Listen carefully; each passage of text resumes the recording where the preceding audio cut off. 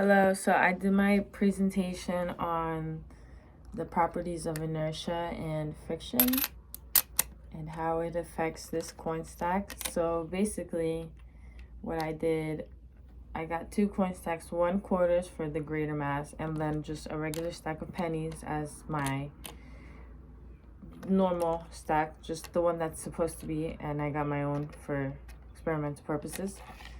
So here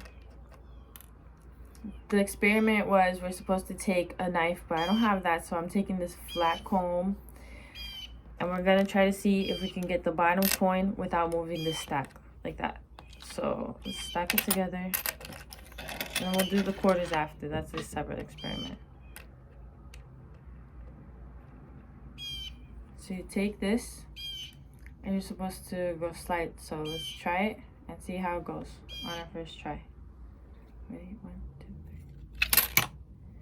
So you see, it did move 2. Now the thing with that is, it moved 2 because of friction.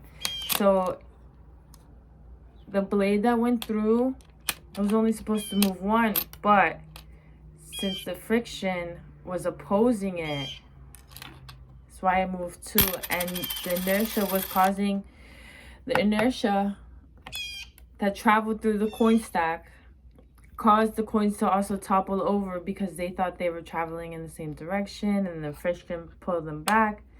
So that's why my tower looks like this. Now we're not going to restart because that would be defying the experiment, but let's keep going from here and see what happens.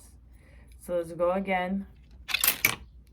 And there we go. This time we did it better. This time I believe we only got, no, we did the same 2 coins, but we still have the coin stack and it looks better, to be honest. So I think we did better that second time. We applied a little bit more force, more pressure. And let's see one more time. Let's see what happens. And we got 1. So I think that part was conducted very well. We moved it throughly at just the right amount of pressure and the right amount of speed and the right amount of force.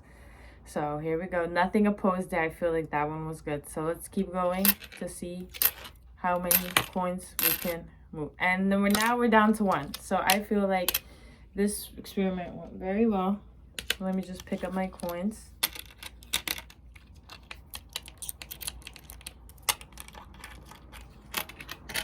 And now we're going to move on to the quarters. Now these are heavier because they are quarters, but the base of the experiment is the same. You're going to take your flat end. Now you can use a knife, but I don't have that, so I'm using this comb. It's about the same as the knife, so it works either way.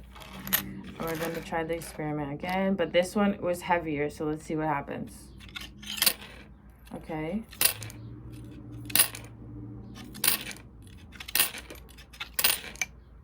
And there we go. In my opinion, I believe the quarter was easier because you had more weight holding it down. As you are applying force to move the coins, it does kind of move with the pennies. It moves all of the pennies because these are lighter weight, lighter mass. So if you are going to do the experiment, it does work.